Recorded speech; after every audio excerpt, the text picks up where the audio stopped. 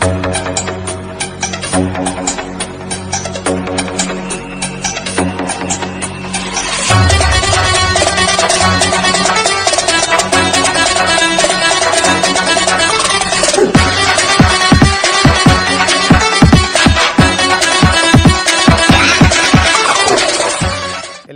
ನಮಸ್ಕಾರ. ನಾನು ಡಾಕ್ಟರ್ ಕರಿಗುಳೇಶ್ವರ್, ಸಹ ಪ್ರಾಧ್ಯಾಪಕರು ಮತ್ತು ಸಂಶೋಧನಾ ಮಾರ್ಗದರ್ಶಕರು, ಸರ್ಕಾರಿ ಪ್ರಥಮ ದರ್ಜೆ ಕಾಲೇಜು, ಮಹಗಾಂವ್ ಕ್ರಾಸ್, ಕಮಲಾಪುರ ತಾಲೂಕು. ಇವತ್ತಿನ ದಿವಸ ನಾನು ಮಾತಾಡಬೇಕಂತ ಕೈಗೆ ಎತ್ತಿಕೊಂಡಿರ್ತಕ್ಕಂತಹ ವಿಷಯ ವಸ್ತು ಯಾವುದು ಅಂತ ತಮಗೆ ಹೇಳಬೇಕು ಅಂತಂದರೆ, ಬಾಬಾ ಸಾಹೇಬ್ ಅಂಬೇಡ್ಕರ್ ಅವರ ಪ್ರಬುದ್ಧ ಭಾರತ ಮತ್ತು ಮಹಿಳೆ ಅಂತಕ್ಕಂಥ ವಿಷಯದ ಮೇಲೆ ನನ್ನ ಕೆಲವೊಂದು ಅನಿಸಿಕೆಗಳನ್ನು ಹಂಚಿಕೊಳ್ಳಲಿಕ್ಕೆ ಇಚ್ಛೆ ಪಡ್ತೇನೆ. ಯಾವಾಗ ನಾವು ಪ್ರಬುದ್ಧ ಭಾರತ, ಬಾಬಾ ಸಾಹೇಬರ ಪ್ರಬುದ್ಧ ಭಾರತ ಅಂತಂದಮೇಲೆ ಬಾಬಾ ಸಾಹೇಬರು ಅಂದರೆ ಯಾರು ಅಂತ ತಮ್ಮೆಲ್ಲರಿಗೂ ಗೊತ್ತು.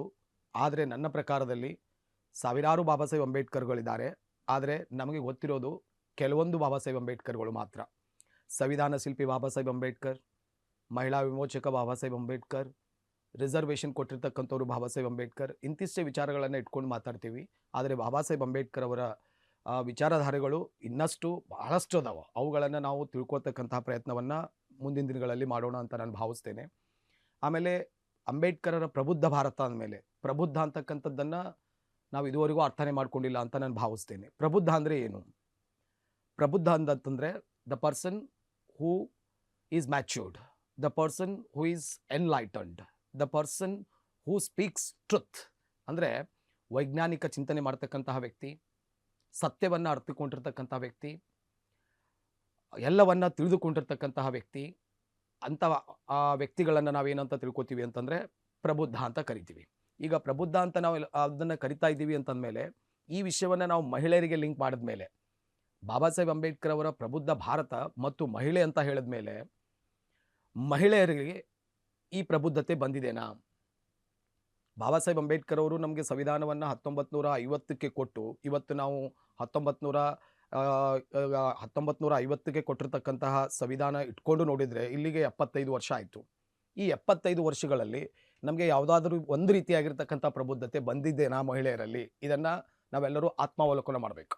ಅದು ಯಾವುದೇ ಜಾತಿಯ ಮಹಿಳೆ ಆಗಿರ್ಬೋದು ಅಥವಾ ಯಾವುದೇ ಧರ್ಮದ ಮಹಿಳೆ ಆಗಿರ್ಬೋದು, ಅದ್ರ ಬಗ್ಗೆ ನಾನು ಹೇಳಲಿಕ್ಕೆ ಇಚ್ಛೆ ಪಡಲ್ಲ. ಮಹಿಳೆ ಯಾರಾದರೂ ಆಗಿರ್ಬೋದು. ಆದರೆ ಎಲ್ಲ ಮಹಿಳೆಯರು ಅರ್ಥ ಮಾಡ್ಕೊಳ್ಬೇಕಾದಂಥ ವಿಷಯ ಏನು ಅಂತಂದರೆ, ಬಾಬಾ ಸಾಹೇಬರ ಸಂವಿಧಾನವನ್ನು ನಾವು ಸರಿಯಾಗಿ ಅರ್ಥ ಮಾಡ್ಕೊಂಡಿಲ್ಲ. ಈಗ ತಮ್ಮೆಲ್ಲರಿಗೂ ಗೊತ್ತಿರೋ ಹಾಗೆ ಶತಶತಮಾನಗಳಿಂದ ಬಾಬಾ ಸಾಹೇಬರು ಹೇಳ್ತಾರೆ, ಈ ದೇಶದ ಮೊಟ್ಟ ಮೊದಲು ಶೋಷಿತರು ಯಾರು ಅಂತಂದರೆ SC STಗಳು ಅಂತ ಹೇಳಲ್ಲ ಬಾಬಾ ಸಾಹೇಬರು. ಈ ದೇಶದ ಮೊಟ್ಟ ಮೊದಲು ಶೋಷಿತರು ಯಾರು ಅಂತ ಅಂದರೆ ಮಹಿಳೆ ಅಂತ ಬಾಬಾ ಸಾಹೇಬರು ಹೇಳ್ತಾರೆ. ಯಾಕೆ ಈ ಮಾತನ್ನು ಬಾಬಾ ಸಾಹೇಬರು ಹೇಳ್ತಾರೆ ಅಂತಂದರೆ, ಯಾವುದೇ ಧರ್ಮ ಅಥವಾ ಯಾವುದೇ ಜಾತಿಯ ಹೆಣ್ಮಗಳಿರ್ಬೋದು, ಆಕೆಯನ್ನು ವಿದ್ಯೆಯಿಂದ, ಅಧಿಕಾರದಿಂದ, ಆಸ್ತಿಯಿಂದ, ಸಾಮಾಜಿಕ ವ್ಯವಸ್ಥೆಯಿಂದ, ರಾಜಕೀಯ ವ್ಯವಸ್ಥೆಯಿಂದ, ಔದ್ಯೋಗಿಕ ವ್ಯವಸ್ಥೆಯಿಂದ ಶತಶತಮಾನಗಳಿಂದ ದೂರ ಇಟ್ಟು ಆಕೆಯನ್ನು 4 ಗೋಡೆಗಳ ಮೇಲೆ ಒಳಗೆ ಸೀಮಿತ ಮಾಡಿರ್ತಕ್ಕಂತಹ ದೇಶ ನಮ್ಮ ಭಾರತ ಅಂತ ನಾನು ಹೇಳಲಿಕ್ಕೆ ಇಚ್ಛೆ ಪಡ್ತೇನೆ. ಆಮೇಲೆ ತಮ್ಮೆಲ್ಲರಿಗೂ ಗೊತ್ತಿದೆ, ನಮ್ಮದೇ ಧರ್ಮದಲ್ಲಿ ಹೇಳಿತ್ತು, ನ ಸ್ತ್ರೀ ಸ್ವಾತಂತ್ರ್ಯ ಮರ್ರತಿ ಜನ್ಮ ಜಾತೆ ಸ್ತ್ರೀ ಚಂಚಲೆ ಅಂತ ಹೇಳಿತ್ತು. ಅಂದರೆ ಹೆಣ್ಮಗಳು ಯಾವುದೇ ರೀತಿಯಾಗಿರ್ತಕ್ಕಂತಹ ಸ್ವಾತಂತ್ರ್ಯಕ್ಕೆ ಯೋಗ್ಯಳಲ್ಲ. ಅವಳು ಕೇವಲ 4 ಗೋಡೆಗಳ ಮಧ್ಯೆನೇ ಇರಬೇಕು.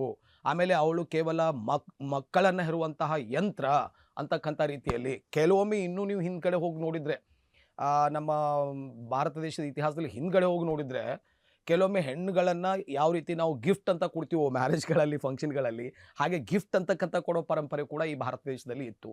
ಅಂಥ ಶೋಚನೀಯ ಪರಿಸ್ಥಿತಿಯಲ್ಲಿದ್ದಂಥ ಒಬ್ಬ ಮಹಿಳೆಯನ್ನು, ತಮಗೆಲ್ಲ ಗೊತ್ತಿದೆ, ಸತಿ ಸಹಗಮನ ಪದ್ಧತಿಯಲ್ಲಿ ಸಣ್ಣ ವಯಸ್ಸಿನ ಹೆಣ್ಮಗು ಇದ್ದರೂ ಕೂಡ ಅದನ್ನು ಮದುವೆ ಮಾಡ್ತಿದ್ರು. ದೊಡ್ಡ ದೊಡ್ಡ ವಯಸ್ಸಿನವರು ಕೂಡ ಅವರು ಗಂಡ ಸತ್ತ ಮೇಲೆ ಆ ಹೆಣ್ಮಗಳನ್ನು ಚಿತೆ ಮೇಲೆ ಕೂಡಿಸಿ ಹಾಗೇನೆ ಸುಡ್ತಾ ಇದ್ರು.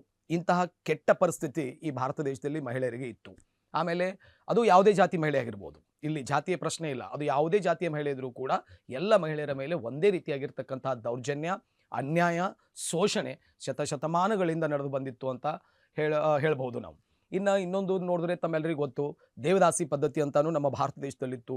ಈ ದೇವದಾಸಿ ಪದ್ಧತಿಯಲ್ಲಿ ಕೂಡ ಸಾವಿರಾರು ಲಕ್ಷಗಟ್ಟಲೆ ಹೆಣ್ಮಕ್ಕಳನ್ನು ದೇವದಾಸಿಯನ್ನಾಗಿ ಬಿಟ್ಟು ಆ ಮೂಲಕ ಆ ಹೆಣ್ಣು ಮಕ್ಕಳನ್ನು ಲೈಂಗಿಕ ಅತ್ಯಾಚಾರಕ್ಕೆ ಬಳಸ್ಕೊಂಡು ಅವರಿಗೆ ಹುಟ್ಟಿರ್ತಕ್ಕಂಥ ಮಕ್ಕಳುಗಳನ್ನು ದೇವರು ಮಕ್ಕಳು ಅಂತಕ್ಕಂತಹ ಹೀನ ಸಂಪ್ರದಾಯ ಕೂಡ ಈ ಭಾರತ ದೇಶದ ಮಣ್ಣಿನಲ್ಲಿ ಇತ್ತು.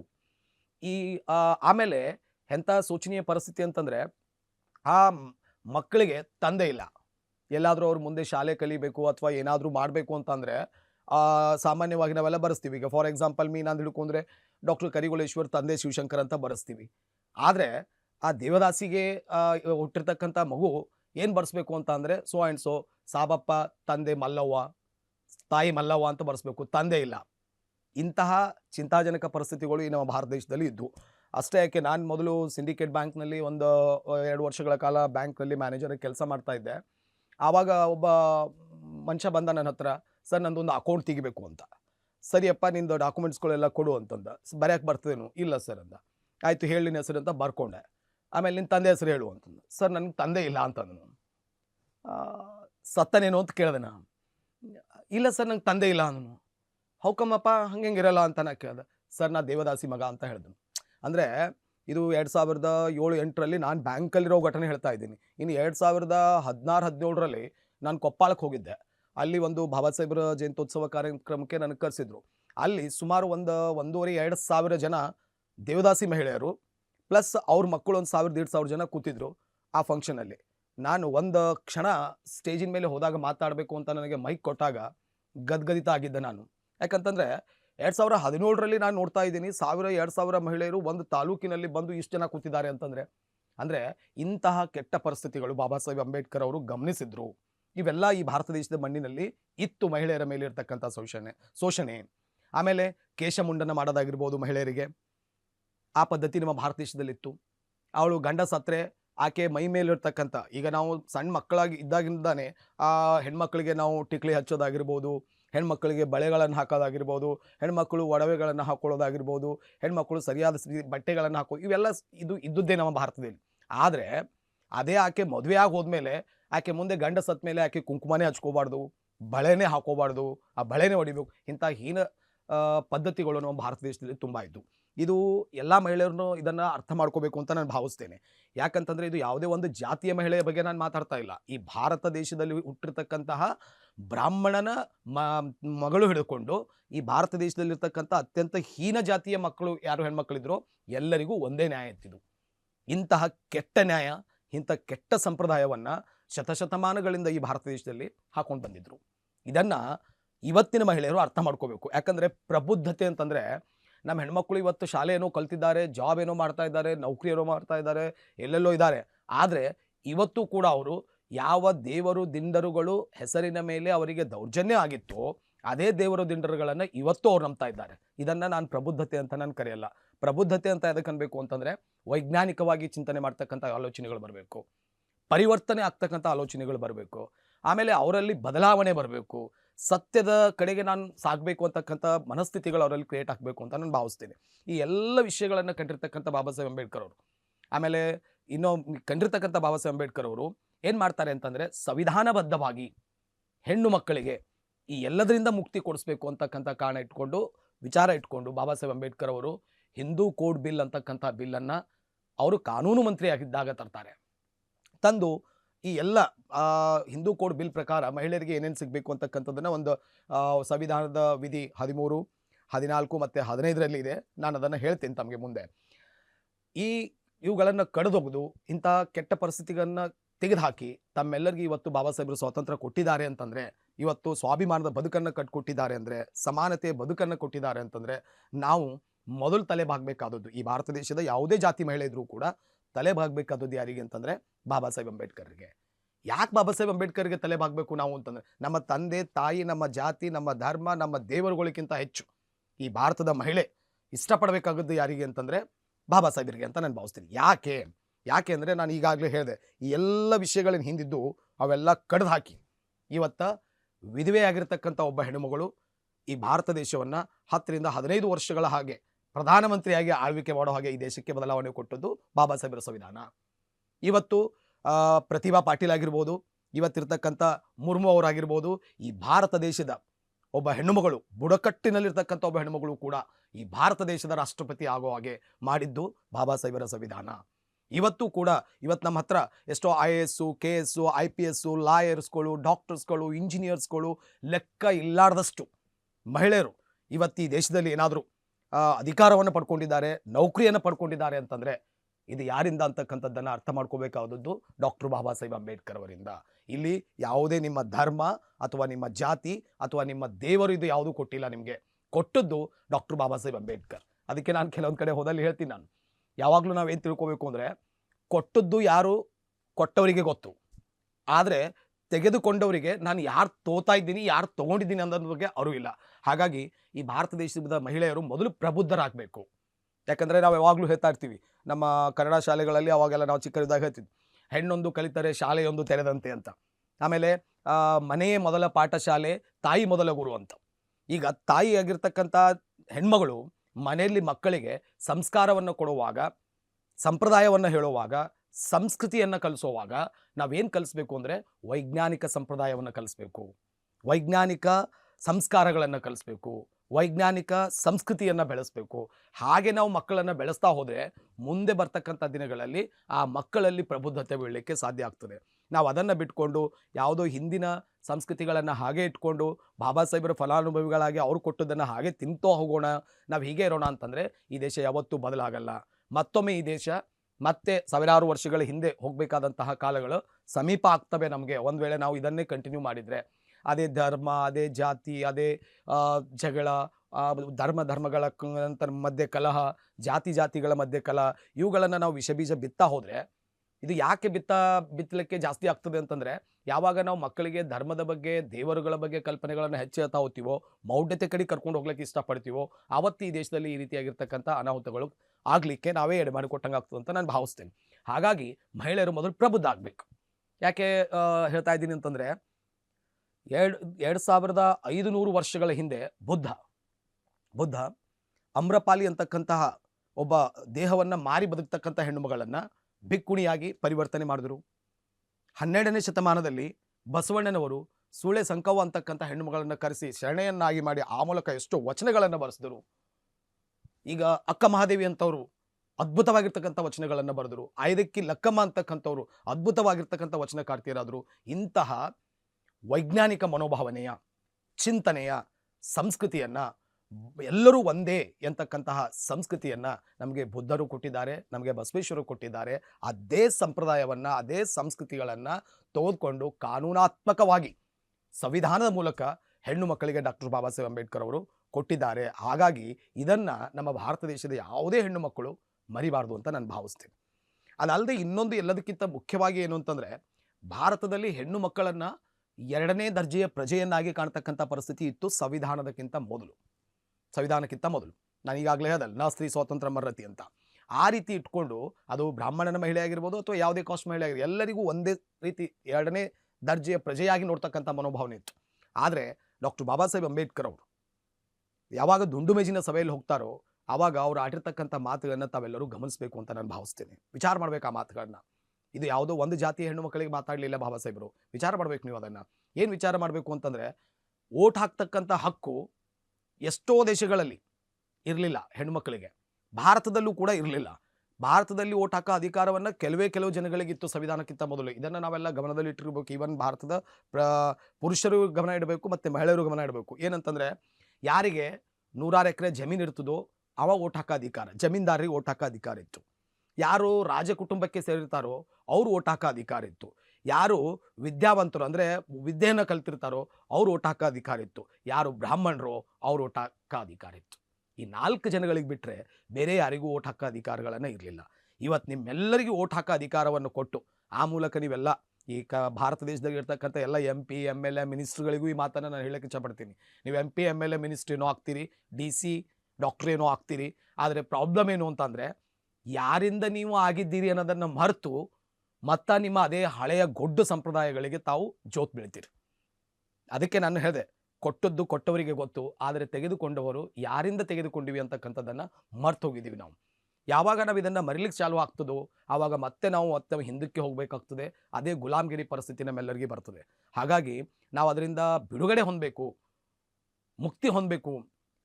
ಅಂದರೆ ನಾವು ಮಾಡಬೇಕಾದ ಕೆಲಸ ಏನು ಅಂತಂದರೆ, ಮನೆಗೂ ಕೂಡ ಡಾಕ್ಟರ್ ಬಾಬಾ ಸಾಹೇಬ್ ಅಂಬೇಡ್ಕರ್ ಅವರ ಬಗ್ಗೆ ವಿಚಾರಧಾರೆಗಳನ್ನು ಮುಟ್ಟಿಸ್ಬೇಕಂತ ಕೆಲಸವನ್ನು ಮಾಡಬೇಕು. ಆಮೇಲೆ ಭಾರತದ ಪ್ರತಿಯೊಬ್ಬ ಪ್ರಜೆಯೂ ಅದನ್ನು ಅರ್ಥ ಮಾಡ್ಕೊಳ್ಬೇಕು. ಯಾಕಂದರೆ ಬಾಬಾ ಸಾಹೇಬರು ಯಾವುದೇ ಒಂದು ಜಾತಿಗಾಗಿ, ಧರ್ಮಕ್ಕಾಗಿ, ಸಂವಿಧಾನವನ್ನು ಬರೆದಿಲ್ಲ. ಅವರೇ ಹೇಳ್ತಾರೆ, ನಾನು ಬರೆದಿರುವಂತಹ ಸಂವಿಧಾನವನ್ನು ತಾವೆಲ್ಲರೂ ಓದಿ, ಆ ಸಂವಿಧಾನದಲ್ಲಿ ನಿಮಗೆ ನಾನು ಜಾತಿ ಜನಸಂಖ್ಯಾವಾರು, ಲಿಂಗವಾರು, ಆಮೇಲೆ ಧರ್ಮವಾರು ಎಲ್ಲರಿಗೆ ದಕ್ಕಲೇಬೇಕಾಗಿರ್ತಕ್ಕಂಥ ಎಲ್ಲ ನ್ಯಾಯವನ್ನು, ಎಲ್ಲ ಸ್ವಾತಂತ್ರ್ಯವನ್ನು, ಎಲ್ಲ ಸಮಾನತೆಯನ್ನು ಕೊಟ್ಟಿದ್ದೇನೆ. ಒಂದು ವೇಳೆ ಅದರಲ್ಲಿ ನಿಮಗೆ ಏನಾದರೂ ತಪ್ಪು ಕಂಡು ಬಂದರೆ ಅದನ್ನು ಸುಡುವಂಥ ಮೊದಲಿಗ ವ್ಯಕ್ತಿ ಯಾರು ಅಂತಂದರೆ ನಾನು ಅಂತ ಡಾಕ್ಟರ್ ಬಾಬಾ ಸಾಹೇಬ್ ಹೇಳ್ತಾರೆ. ಯಾಕೆ ಹೇಳ್ತಾರೆ ಅಂದರೆ, ಬಾಬಾ ಸಾಹೇಬ್ರಿಗೆ ಗೊತ್ತಿತ್ತು, ಬಾಬಾ ಸಾಹೇಬರು ಎಲ್ಲರನ್ನ ಒಟ್ಟುಗೂಡುವ, ಎಲ್ಲರನ್ನ ಒಗ್ಗೂಡುವ, ಎಲ್ಲರನ್ನ ಒಟ್ಟಿಗೆ ತೆಗೆದುಕೊಂಡು ಹೋಗುವ, ಎಲ್ಲರಿಗೂ ಸಾಮಾಜಿಕ ನ್ಯಾಯವನ್ನು ಕೊಡ್ತಕ್ಕಂತಹ ವ್ಯವಸ್ಥೆಯನ್ನು ನಾನು ಕ್ರಿಯೇಟ್ ಮಾಡಿದ್ದೀನಿ ಅಂತ ಬಾಬಾ ಸಾಹೇಬರಿಗೆ ಗೊತ್ತಿತ್ತು. ಹಾಗಾಗಿ ನಾವು ಇದನ್ನು ಅರ್ಥ ಮಾಡ್ಕೋಬೇಕು ಅಂತ ಭಾವಿಸ್ತೇನೆ. ಅದಲ್ಲದೆ ನಿಮಗೆ ಹೇಳಬೇಕು ಅಂತಂದರೆ ಇನ್ನೊಂದು 2-3 ಬಾಬಾ ಸಾಹೇಬ್ ಅಂಬೇಡ್ಕರ್ ಅವರು ಕಾನೂನಾತ್ಮಕವಾಗಿ, ಸಂವಿಧಾನಾತ್ಮಕವಾಗಿ ಏನು ಕೊಟ್ಟಿದ್ದಾರೆ ಮಹಿಳೆಯರಿಗೆ ಅನ್ನೋದ್ರ ಬಗ್ಗೆ ನಾನು ಹೇಳ್ತೀನಿ. ಯಾವ ಮಹಿಳೆಗೆ ಆಸ್ತಿಯಲ್ಲಿ ಹಕ್ಕಿರಲಿಲ್ಲ. ಈಗ ನೋಡ್ರಿ, ನಿಮಗೆ ನಮ್ಮ ಸಂವಿಧಾನದ 14ನೇ ವಿಧಿ ಏನು ಹೇಳ್ತದೆ? 14ನೇ ವಿಧಿ ಏನು ಹೇಳ್ತದೆ ಅಂತಂದರೆ, ಕಾನೂನಿನ ಅಡಿಯಲ್ಲಿ ಸಮಾನ ಹಕ್ಕು ಅಂತ ಹೇಳ್ತದೆ. ಕಾನೂನಿನ ಅಡಿಯಲ್ಲಿ ಸಮಾನ ಹಕ್ಕು ಅಂದರೆ ಯಾವುದರಲ್ಲಿ ಸಮಾನ ಹಕ್ಕು? ಆರ್ಥಿಕ ವಿಷಯದಲ್ಲೂ ಸಮಾನ ಹಕ್ಕು, ರಾಜಕೀಯ ವಿಷಯದಲ್ಲೂ ಸಮಾನ ಹಕ್ಕು, ಸಾಮಾಜಿಕ ವಿಷಯದಲ್ಲೂ ಸಮಾನ ಹಕ್ಕು, ಶೈಕ್ಷಣಿಕ ವಿಷಯದಲ್ಲೂ ಸಮಾನ ಹಕ್ಕು. ಅಂತಂದರೆ ಇಲ್ಲಿ ನಾವು ಶಿಕ್ಷಣವನ್ನು ಕೊಡುವಾಗ ಹೆಣ್ಣು ಮಕ್ಕಳಿಗೆ ಬೇರೆ, ಗಂಡು ಮಕ್ಕಳಿಗೆ ಬೇರೆ ಅಂತ ಮಾಡಂಗಿಲ್ಲ. ಯಾವುದೇ ಜಾತಿ ಭೇದ ಇಲ್ಲಾರ್ದೆ, ಯಾವುದೇ ಲಿಂಗ ಭೇದ ಇಲ್ಲಾರ್ದೆ ಶಿಕ್ಷಣವನ್ನು ಕೊಡುವಾಗ ಸಮಾನವಾಗಿ ಕೊಡಬೇಕು. ಈಗ ಯಾರಿಗಾದ್ರೂ ನೌಕರಿ ಕೊಡುವಾಗ ಎಲ್ಲೂ ಲಿಂಗಭೇದ ಅಂತ ಮಾಡಂಗಿಲ್ಲ. ಯಾಕಂದರೆ ಹೆಣ್ಣು ಮಕ್ಕಳಿಗೂ ಅಷ್ಟೇ ಸ್ಯಾಲ್ರಿ ಕೊಡಬೇಕು, ಗಂಡು ಮಕ್ಕಳಿಗೂ ಅಷ್ಟೇ ಸ್ಯಾಲ್ರಿ ಕೊಡಬೇಕು. ಸಮಾನ ವೇತನ ಕೊಡ್ತಕ್ಕಂತಹ ಒಂದು ಪದ್ಧತಿ ಡಾಕ್ಟರ್ ಬಾಬಾ ಸಾಹೇಬ್ ಅಂಬೇಡ್ಕರಿಂದ ಜಾರಿಗೆ ಬಂತು. ಈಗ ಮಹಿಳೆಯರು ಎಂಥ ಇದು ಅಂತಂದರೆ, ಅದು ಯಾವುದೇ ಜಾತಿ ಮಹಿಳೆ ಇರಲಿ, ಎಲ್ಲರೂ ನೀವು ನೌಕರಿ ಮಾಡ್ತಾ ಇದ್ದೀರಿ ಅಂತಂದರೆ, ನಿಮ್ಮ ನೌಕರಿ ಒಳಗಡೆ ನಿಮಗೆ ಏನಾದರೂ ಹೆರಿಗೆ ಆಗ್ತಕ್ಕಂಥ ಸಂದರ್ಭ ಇತ್ತು ಅಂದರೆ, ನಿಮಗೆ ಹೆರಿಗೆ ರಜೆ ಅಂದ್ಕೊಂಡು ಸುಮಾರು 6 ತಿಂಗಳುಗಳ ಕಾಲ ವೇತನ ಸಹಿತ ರಜೆ ಕೊಡ್ತಕ್ಕಂಥದ್ದು ಅದ. ಇದು ಯಾರು ಕೊಟ್ಟಿದ್ದಾರೆ? ಭಾರತ ದೇಶದಾಗಿರ್ತಕ್ಕಂಥ ಇವತ್ತಿನ ಎಲ್ಲ ನೌಕರಸ್ಥ ಮಹಿಳೆಯರು, ಅದು ಯಾವುದೇ ಜಾತಿ ಮಹಿಳೆ ಇದ್ರೂ ಕೂಡ ಅರ್ಥ ಮಾಡ್ಕೊಳ್ಬೇಕು. ಇದು ಬಾಬಾ ಸಾಹೇಬ್ ಅಂಬೇಡ್ಕರ್ ಅವರ ಕೊಡುಗೆ ಅಂತ. ಇನ್ನು ಈ ನಾನು ಹಳ್ಳಿ ಒಳಗಡೆ ಯಾವಾಗಲಾದರೂ ಸ್ಪೀಚ್ ಕೊಡೋಕೆ ಹೋದಾಗ ಹೇಳ್ತೀನಿ, ನನ್ನ ಸ್ಟೇಜ್ ಮೇಲೆ ಕೂತಿರ್ತಾರೆ, ಗ್ರಾಮ ಪಂಚಾಯತಿ ಅಧ್ಯಕ್ಷರಾಗಿರ್ತಾರೆ, ತಾಲೂಕಾ ಪಂಚಾಯತಿ ಅಧ್ಯಕ್ಷರಾಗಿರ್ತಾರೆ, ಉಪಾಧ್ಯಕ್ಷರಾಗಿರ್ತಾರೆ, ಜಡ್ಪಿ ಉಪಾಧ್ಯಕ್ಷರಾಗಿರ್ತಾರೆ, ಅವರೆಲ್ಲ ಕೂತಿರ್ತಾರೆ ಮಹಿಳೆಯರು ನನ್ನ ಜೊತೆ ಹೋದಾಗ.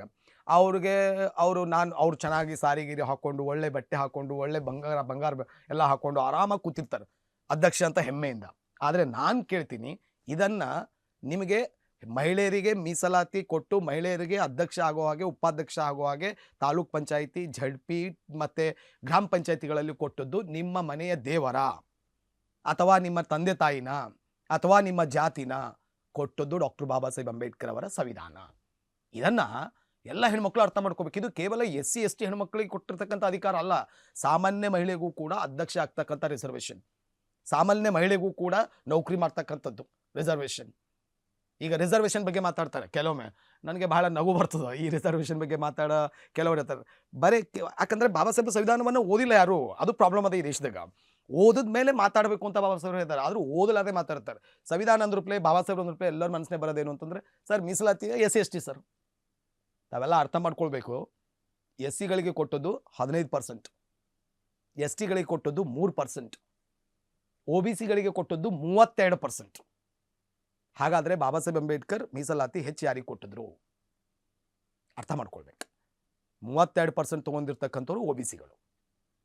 ಆಮೇಲೆ ಮಹಿಳೆಯರಿಗೆ 50%, ಈಗಿನ 33% ಕೊಡ್ತಾ ಇದ್ದಾರೆ. ಆ್ಯಕ್ಚುಲಿ ಬಾಬಾ ಸಾಹೇಬ್ರ ಕಾನ್ಸ್ಟಿಟ್ಯೂಷನ್ ಪ್ರಕಾರ 50% ಮೀಸಲಾತಿಯನ್ನು ಕೊಡಬೇಕು ಬಾಬಾ ಸಾಹೇಬರು ಮಹಿಳೆಯರಿಗೆ ಅಂತ ಹೇಳಿದರು.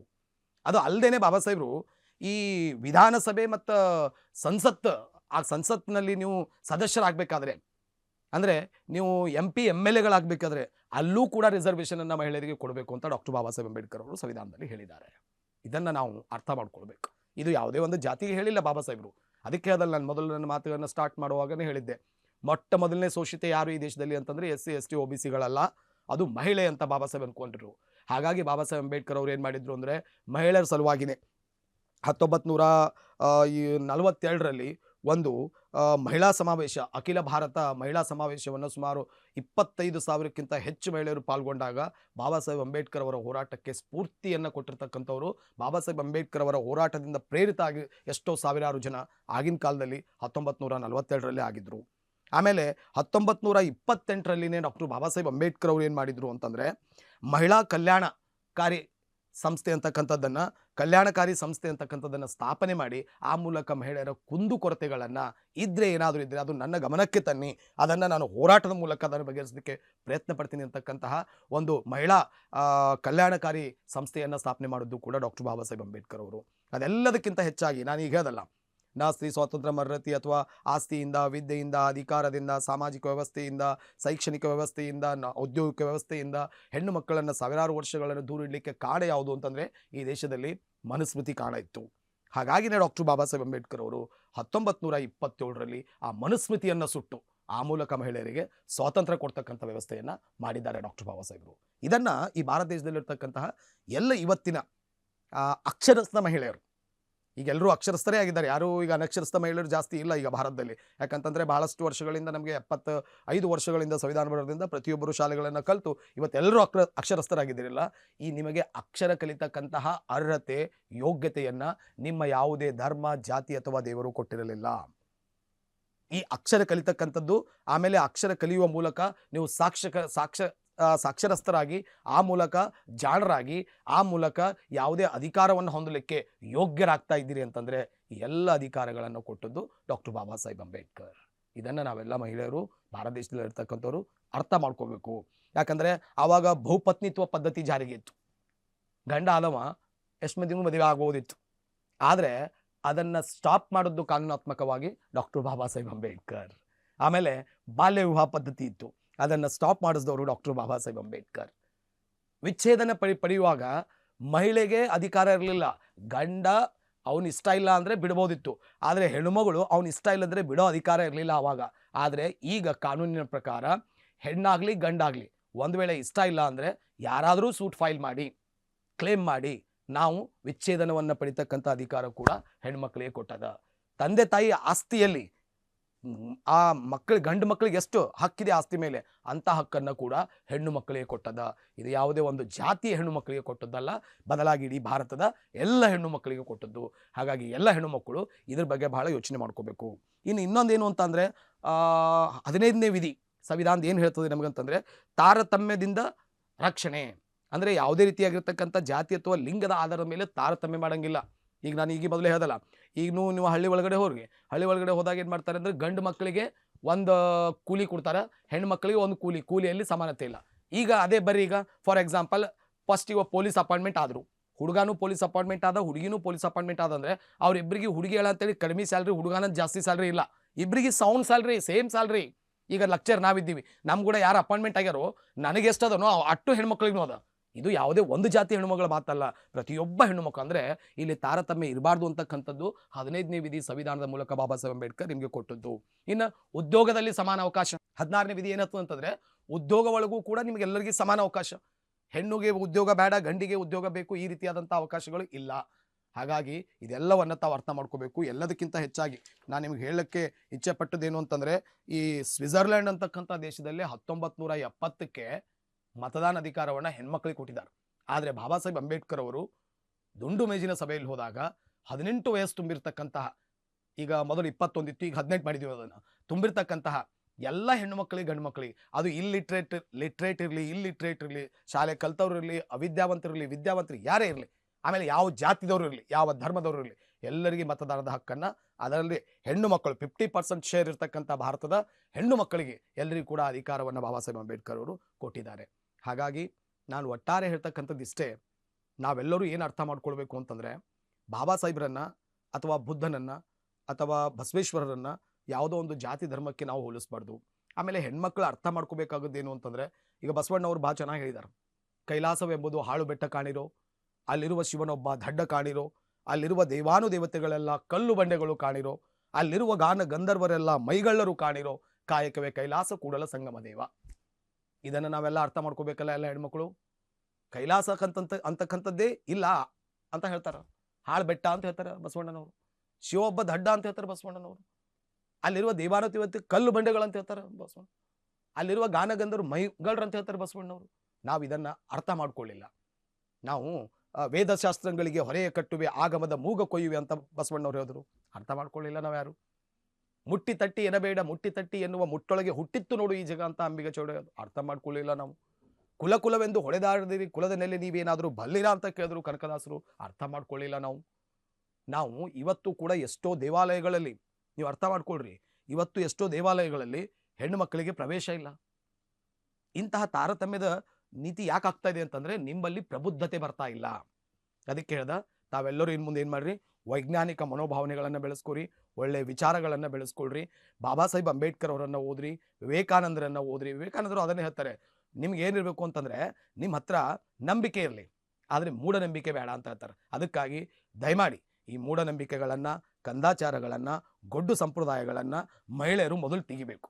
ಯಾಕಂತಂದ್ರೆ ಬಾಬಾ ಸಾಹೇಬ್ರದ್ದು ಇನ್ನೊಂದು ಮಾತದ, ಏನು ಗೊತ್ತೇನು, the progress of women is a progress of nation ಅಂತ. ಅಂದ್ರೆ I measure the progress of country with the progress of women ಅಂತ ಹೇಳ್ತಾರೆ. ಯಾವುದೇ ಒಂದು ದೇಶದ ಅಭಿವೃದ್ಧಿಯನ್ನ ಯಾವುದರ ಆಧಾರದ ಮೇಲೆ ಅಳಿಬೇಕು ಅಂತಂದ್ರೆ ಆ ದೇಶದಲ್ಲಿ ಮಹಿಳೆಯರು ಯಾವ ರೀತಿ ಅಭಿವೃದ್ಧಿ ಹೊಂದಿದ್ದಾರೆ ಅನ್ನೋ ಅದರ ಆಧಾರ ಮೇಲೆ ಅಳಿಬೇಕು ಅಂತ. ಇವತ್ತು ಎಲ್ಲ ಮಹಿಳೆಯರು ತಾವೆಲ್ಲ ಅಭಿವೃದ್ಧಿ ಹೊಂದಿದ್ದೀರಿ, ದೊಡ್ಡ ದೊಡ್ಡ ನೌಕರಿಯಲ್ಲಿದ್ದೀರಿ, ದೊಡ್ಡ ದೊಡ್ಡ ಇಲಾಖೆಗಳಲ್ಲಿದ್ದೀರಿ, ದೊಡ್ಡ ದೊಡ್ಡ ಹುದ್ದೆಗಳನ್ನು ಅಲಂಕರಿಸಿದ್ದೀರಿ, MP MLA ಮಿನಿಸ್ಟರ್ ಆಗಿದ್ದೀರಿ, ಚೀಫ್ ಮಿನಿಸ್ಟರ್ ಆಗಿದ್ದೀರಿ, ರಾಷ್ಟ್ರಪತಿಗಳಾಗಿದ್ದೀರಿ, ಆಮೇಲೆ ದೊಡ್ಡ ದೊಡ್ಡ ನೌಕರಸ್ಥರಾಗಿದ್ದೀರಿ, ಬಿಸ್ನೆಸ್ ಮ್ಯಾನ್ಗಳಾಗಿದ್ದೀರಿ. ಇದು ಎಲ್ಲಿಂದ ಬಂತು? ಈ ಅಧಿಕಾರ ನಿಮಗೆ ಮೊದಲಿತ್ತ? ಹಾಗಾದರೆ ಇದನ್ನು ಕೊಟ್ಟವ್ರು ಯಾರು? ಅವರನ್ನು ಪೂಜ್ಯನೀಯ ಮನೋಭಾವನೆಯಿಂದ ಕಂಡು ವೈಜ್ಞಾನಿಕ ವಿಚಾರಗಳನ್ನು ಬೆಳೆಸ್ಕೊಂಡು ಆ ಮೂಲಕ ತಾವೆಲ್ಲರೂ ಪ್ರಬುದ್ಧ ಭಾರತ, ಬಾಬಾ ಸಾಹೇಬ್ರ ಅದೇ ಹೇಳಲ್ಲ, ಪ್ರಬುದ್ಧ ಅಂದ್ರೆ ಏನು ಅಂತಂದ್ರೆ ಎಲ್ಲವನ್ನು ತಿಳಿದವನು, ವೈಜ್ಞಾನಿಕ ಚಿಂತನೆ ಮಾಡುವವನು, ಸತ್ಯದ ಕಡೆ ಹೋಗುವವನು, ಅನ್ಯಾಯದಿಂದ ನ್ಯಾಯದ ಕಡೆ ಹೋಗುವವನು, ಅಸತ್ಯದಿಂದ ಸತ್ಯದ ಕಡೆ ಹೋಗುವವನು, ಅಜ್ಞಾನದಿಂದ ಸುಜ್ಞಾನದ ಕಡೆ ಹೋಗುವವನು ಅಂತ ಅರ್ಥ ಅದು. ಹಾಗಾಗಿ ತಾವೆಲ್ಲರೂ ಪ್ರಬುದ್ಧರಾಗಬೇಕು. ಆ ಮೂಲಕ ಬಾಬಾ ಸಾಹೇಬ್ರು ಕಂಡಿರ್ತಕ್ಕಂತಹ ಪ್ರಬುದ್ಧ ಭಾರತದ ಕನಸು ಅದೇ ಅದಲ್ಲ, I measure a Nations progress with the progress of women ಅಂತ. ಯಾವ ಲೆವೆಲ್ಗೆ ಹೆಣ್ಣು ಮಕ್ಕಳು, ಅದಕ್ಕೆ ನಾನು ಹೇಳಿದೆ, ಈ ದೇಶವನ್ನ ಮುನ್ನಡೆಸ್ತಕ್ಕಂಥ ಶಕ್ತಿ, ಈ ದೇಶವನ್ನ ಪ್ರಬುದ್ಧ ಮಾಡ್ತಕ್ಕಂಥ ಶಕ್ತಿ ಈ ದೇಶದಲ್ಲಿ ಯಾರಿಗೂ ಇಲ್ಲ. ಅದು ಏನಾದರೂ ಇದ್ರೆ ಮಹಿಳೆಯರಿಗೆ ಮಾತ್ರ. ಹಾಗಾಗಿ ಮಹಿಳೆಯರು ನಮ್ಮ ಸೂಫಿ ಸಂತರ, ಶರಣರ, ಮತ್ತೆ ನಮ್ಮ ಸಮಾಜ ಸುಧಾರಕರ ಮತ್ತು ಎಲ್ಲದಕ್ಕಿಂತ ಮಿಗಿಲಾಗಿ ನನ್ನ ಪ್ರಕಾರ ಬುದ್ಧ, ಬಸವ, ಅಂಬೇಡ್ಕರರ ವಿಚಾರಧಾರೆಗಳನ್ನು ತಾವೆಲ್ಲರೂ ಮೈಗೂಡಿಸಿಕೊಂಡಾಗ, ವೈಜ್ಞಾನಿಕ ಮನೋಭಾವನೆಗಳನ್ನು ಬೆಳೆಸ್ಕೊಂಡಾಗ ಮಾತ್ರ ಈ ದೇಶದಲ್ಲಿ ಅಭಿವೃದ್ಧಿ ಕಾಣಲಿಕ್ಕೆ, ಬದಲಾವಣೆ ಕಾಣಲಿಕ್ಕೆ ಸಾಧ್ಯ ಅದ. ಅದಕ್ಕಾಗಿ ಎಲ್ಲವನ್ನ ನಿಮಗೆ ಸಂವಿಧಾನ ಕೊಟ್ಟಿದೆ. ಹಾಗಾಗಿ ಸಂವಿಧಾನ ಎಲ್ಲ ನಿಮಗೆ ಕೊಟ್ಟಿದೆ ಅಂದರೆ ಸಂವಿಧಾನಾತ್ಮಕವಾಗಿ ನಡೆದುಕೊಳ್ಳಬೇಕಾದಂಥ ಜವಾಬ್ದಾರಿ ಕೂಡ ತಮ್ಮ ಮೇಲಿದೆ. ಯಾವಾಗ ಬಾಬಾ ಸಾಹೇಬರು, ಆಮೇಲೆ ಬುದ್ಧರು, ಆಮೇಲೆ ಬಸವಣ್ಣನವರು ಅನುಭವ ಮಂಟಪವನ್ನು ಕಟ್ಟಿ ಆ ಮೂಲಕ ಯಾವ ಕ್ರಾಂತಿಯನ್ನು ಮಾಡಿ ಮಹಿಳೆಯರಿಗೆ ಎಷ್ಟು ಸಮಾನತೆಯನ್ನು ಕೊಟ್ಟರು, ಬಾಬಾ ಸಾಹೇಬ್ ಅಂಬೇಡ್ಕರ್ ಸಂವಿಧಾನ ಬರೆಯುವ ಮೂಲಕ ಯಾವ ಸಮಾನತೆಯನ್ನು ಕೊಟ್ಟರು, ಆ ಸಮಾನತೆ ಅಂತ ಅರ್ಥ ಮಾಡ್ಕೋಬೇಕು. ಎಲ್ಲದಕ್ಕಿಂತ ಲಾಸ್ಟ್ ಒಂದು ಮಾತು ಹೇಳ್ಬಿಡ್ತೀನಿ ನಿಮಗೆ. ಈ ದೇಶದಲ್ಲಿ ಯಾವುದೇ ವ್ಯಕ್ತಿ ಇಲ್ಲಿ ತನಕ ತಗೊಳ್ರಿ, ನೀವು ಒಬ್ಬ MP MLA ಮಿನಿಸ್ಟರ್ ಇದ್ದನು ಅಂದರೆ ಅವನ ಮೇಲೆ ಆಪಾದನೆಗಳು ಬಂದು ಅಂದರೆ ಅವ ತಪ್ಪೇ ಮಾಡ್ಯಾನಂದ್ರೂ ಕೂಡ ತಪ್ಪು ಮಾಡಲಿ ಅಂತೇಳಿ ರಿಸಿಗ್ನೇಷನ್ ಕೊಡ್ಲಕ್ಕೆ 8 ದಿನ, 3 ದಿನ, ತಿಂಗಳು, 2 ತಿಂಗಳು ಓಡಾಡೋದು ನಾವು ಇಲ್ಲಿ ತನಕ ಎಲ್ಲ ಮೀಡಿಯಾಗಳಲ್ಲಿ ನೋಡಿವಿ ನಾವು. ಆದರೆ ಡಾಕ್ಟರ್ ಬಾಬಾ ಸಾಹೇಬ್ ಅಂಬೇಡ್ಕರ್ ತಾವು ಮಂಡಿಸ್ತಕ್ಕಂತಹ ಹಿಂದೂ ಕೋಡ್ ಬಿಲ್ 1952ಕ್ಕೆ ಜಾರಿಗೆ ಮಾಡಲ್ಲ ಅಂತ ಹೇಳಿದ ತಕ್ಷಣಕ್ಕೆ ತಮಗೆ ಕೊಟ್ಟಿರ್ತಕ್ಕಂಥ ಕಾನೂನು ಮಂತ್ರಿ ಹುದ್ದೆಗೆ ರಾಜೀನಾಮೆ ಕೊಟ್ಟಿರ್ತಕ್ಕಂತಹ ಈ ಭಾರತ ದೇಶದ ಏಕೈಕ ವ್ಯಕ್ತಿ, ಏಕೈಕ ಸ್ತ್ರೀವಾದಿ, ಹೆಣ್ಣು ಮಕ್ಕಳಿಗೆ ಅಧಿಕಾರವನ್ನ ಸಿಕ್ಕಿಲ್ಲ ಅಂತ ಅರ್ಥ ಮಾಡ್ಕೊಳ್ರಿ. ಭಾರತ ದೇಶದಾಗಿರ್ತಕ್ಕಂಥ SC ST ಗಳಿಗೆ ಅಂತ ಅಲ್ಲ, ಅದಕ್ಕೆ ಹೇಳ್ತಾ ಇದ್ದೀನಿ. ಬಾಬಾ ಸಾಹೇಬ್ರನ್ನ ಯಾವುದೋ ಒಂದು ಕೋಮಿಗೆ, ಯಾವುದೋ ಒಂದು ಜಾತಿಗೆ ಹೋಲಿಸ್ಬೇಡ್ರಿ. ಬಾಬಾ ಸಾಹೇಬರು ಈ ದೇಶದ ಎಲ್ಲ ಹೆಣ್ಣು ಮಕ್ಕಳಿಗೆ, ಬ್ರಾಹ್ಮಣ ಹೆಣ್ಣು ಮಕ್ಕಳು ಹಿಡ್ಕೊಂಡು ಕುರುಬ, ಕಬ್ಬಲಿಗ, ಗೌಡ, ಲಿಂಗಾಯತ, ನಂಬಲ್ಲಿರ್ತಕ್ಕಂಥ 6758 ಜಾತಿ ಹೆಣ್ಣು ಮಕ್ಕಳಿಗೆ, ಅಷ್ಟು ಜಾತಿ ಹೆಣ್ಣು ಮಕ್ಕಳಿಗೆ ನ್ಯಾಯ ಸಿಗಲಿಲ್ಲ ಅಂದರೆ ನಾನು ಈ ಹುದ್ದೆ ಮೇಲೆ ಇದ್ದು ಏನು ಯೂಸ್ ಅಂತಕ್ಕಂತಹ ವಿಚಾರವನ್ನು ಇಟ್ಕೊಂಡು ಆ ಹುದ್ದೆಗೆ ರಾಜೀನಾಮೆಯನ್ನು ಕೊಟ್ಟು ಬಂದಿರತಕ್ಕಂತಹ ಭಾರತದ ಏಕೈಕ ವ್ಯಕ್ತಿ ಯಾರು ಅಂತಂದ್ರೆ ಅದು ಡಾಕ್ಟರ್ ಬಾಬಾ ಸಾಹೇಬ್ ಅಂಬೇಡ್ಕರ್. ಹಾಗಾಗಿ ಪ್ರತಿಯೊಬ್ಬ ಹೆಣ್ಣು ಮಕ್ಕಳಿಗೂ ಬಾಬಾ ಸಾಹೇಬ್ ಅಂಬೇಡ್ಕರ್ ಪರವಾಗಿ ಗೌರವವಿರಬೇಕು. ನಿಮ್ಮ ಇವತ್ತಿನ ಸ್ಥಾನಮಾನ, ನಿಮ್ಮ ಇವತ್ತಿನ ಈ ಸ್ವಾಭಿಮಾನದ ಬದುಕು, ನಿಮ್ಮ ಇವತ್ತಿನ ಈ ಸಮಾನತೆ, ನಿಮ್ಮ ಇವತ್ತಿನ ಈ ಸ್ವಾತಂತ್ರ್ಯ, ನಿಮ್ಮ ಇವತ್ತಿನ ಈ ಘನತೆ, ಗೌರವದ ಬದುಕು, ಈ ಎಲ್ಲ ಬದುಕಿಗೆ ಕಾರಣ ಈ ಭಾರತ ದೇಶದ ಹೆಣ್ಣು ಮಕ್ಕಳಿಗೆ, ಈ ಎಲ್ಲ ಒಳ್ಳೆ ಬದುಕಿಗೆ ಕಾರಣ ಯಾರು ಅಂತಂದ್ರೆ ಬಾಬಾ ಸಾಹೇಬ್ ಅಂಬೇಡ್ಕರ್. ಹಾಗಾಗಿ ಎಲ್ಲ ಹೆಣ್ಣು ಮಕ್ಕಳು ದಯವಿಟ್ಟು ನನ್ನ ವಿನಮ್ರವಾಗಿರ್ತಕ್ಕಂಥ ನಂತರ ಪ್ರಾರ್ಥನೆ ಅದ ತಮ್ಮಲ್ಲಿ, ವಿನಂತಿದ ತಮ್ಮಲ್ಲಿ ಏನಂದ್ರೆ ಬದಲಾಗ್ರಿ. ಆ ಮೂಲಕ ವೈಚಾರಿಕ ಮನೋಭಾವನೆಗಳನ್ನು ಬೆಳೆಸ್ಕೊಳ್ರಿ. ಆ ಮೂಲಕ ಈ ಭಾರತವನ್ನು ಪ್ರಬುದ್ಧ ಭಾರತ ಮಾಡೋಣ. ಬಾಬಾ ಸಾಹೇಬರು ಕಂಡಿರ್ತಕ್ಕಂಥ ಪ್ರಬುದ್ಧ ಭಾರತದ ಕನಸನ್ನ ನನಸಾಗಿರ್ತಕ್ಕಂಥ ಜವಾಬ್ದಾರಿ ಇರ್ತಕ್ಕಂಥದ್ದು ಯಾರ ಬಳಿ ಅಂದರೆ ಇವತ್ತಿನ ಅಕ್ಷರಸ್ಥ ಮಹಿಳೆಯರು, ಇವತ್ತಿನ ಅಧಿಕಾರ ಹೊಂದಿರತಕ್ಕಂಥ ಮಹಿಳೆಯರು, ಬಾಬಾ ಸಾಹೇಬರ ಫಲಾನುಭವಿಗಳಾಗಿರ್ತಕ್ಕಂಥ ಋಣದ ಮಕ್ಕಳಾಗಿರ್ತಕ್ಕಂತಹ ಗಂಡು ಮಕ್ಕಳು ಮೇಲೂ ಅದ, ಹೆಣ್ಮಕ್ಳ ಮೇಲೂ ಅದ. ಅದಕ್ಕಿಂತ ಹೆಚ್ಚಾಗಿ ಗಂಡು ಮಕ್ಕಳಕ್ಕಿಂತ ಹೆಚ್ಚಾಗಿ ಹೆಣ್ಮಕ್ಳ ಮೇಲೆ ಯಾಕತ್ತಾ ಇದ್ದೀನಿ ಅಂತಂದರೆ, ನೀವು ಭಾರತದ ಪ್ರಥಮ ಶೋಷಿತಿದ್ದೀರಿ, ನಿಮಗೆ ಬಾಬಾ ಸಾಹೇಬ್ ಅಂಬೇಡ್ಕರ್ ಎಲ್ಲವನ್ನ ಕೊಟ್ಟಿದ್ದಾರೆ. ಹಾಗಾಗಿ ತಾವು ಪೇ ಬ್ಯಾಕ್ ಟು ಸೊಸೈಟಿ ಅಂತಕ್ಕಂಥ ಮನೋಭಾವನೆ ಬೆಳೆಸ್ಕೊಂಡು ವೈಜ್ಞಾನಿಕ ವಿಚಾರಗಳನ್ನ ಬೆಳೆಸ್ಕೊರಿ ಅಂತ ಹೇಳ್ತಾ ಇಲ್ಲಿಗೆ ನನ್ನ ಮಾತುಗಳನ್ನ ಮುಗಿಸ್ಲಿಕ್ಕೆ ಇಚ್ಛೆ ಪಡ್ತಾ ಇದ್ದೀನಿ. ಯಾಕೆ ಅಂತಂದರೆ, ನಾವೆಲ್ಲ ಅರ್ಥ ಮಾಡ್ಕೊಳ್ಬೇಕು, ನಾವು ಪ್ರಬುದ್ಧರಾಗಬೇಕು, ನಾವು ಒಳ್ಳೆ ವಿಚಾರವಾದಿಗಳಾಗಬೇಕು. ಆವಾಗ ಮಾತ್ರ ಈ ದೇಶ ಅಭಿವೃದ್ಧಿ ಆಗಲಿಕ್ಕೆ ಸಾಧ್ಯದ. ಯಾವುದೋ ಗೊಡ್ಡು ಸಂಪ್ರದಾಯಗಳಿಂದ, ಯಾವುದೋ ಒಂದು ಕೆಟ್ಟ ನಂತರ ಪದ್ಧತಿಗಳಿಂದ ಅಥವಾ ಯಾವುದೋ ಒಂದು ಪೊಳ್ಳು ವಿಚಾರಗಳನ್ನು ಇಟ್ಕೊಂಡ್ರೆ ಈ ದೇಶದ ಅಭಿವೃದ್ಧಿ ಸಾಧ್ಯ ಇಲ್ಲ. ವೈಜ್ಞಾನಿಕ ಚಿಂತನೆಗಳ ಆಧಾರದ ಮೇಲೆ ನಾವು ನಡೆದಾಗ ಮಾತ್ರ ಈ ದೇಶದ ಅಭಿವೃದ್ಧಿ ಸಾಧ್ಯ ಆಗ್ತದೆ ಅಂತ ಹೇಳ್ತಾ, ನನಗೆ ಇಲ್ಲಿ ತನಕ ಮಾತಾಡಲಿಕ್ಕೆ, ನನ್ನ ವಿಚಾರಗಳನ್ನು ಹಂಚಿಕೊಳ್ಳಲಿಕ್ಕೆ ಅವಕಾಶವನ್ನು ನೀಡಿರ್ತಕ್ಕಂತಹ SSV TV ಚಾನಲ್ ಅವರಿಗೆ ಅನಂತ ಕೋಟಿ ಧನ್ಯವಾದಗಳನ್ನು ಅರ್ಪಿಸಿ ನನ್ನ ಮಾತುಗಳನ್ನು ಇಲ್ಲಿಗೆ ಮುಕ್ತಾಯಗೊಳಿಸ್ತೇನೆ. ಜೈ ಭೀಮ್, ಜೈ ಪ್ರಬುದ್ಧ ಭಾರತ.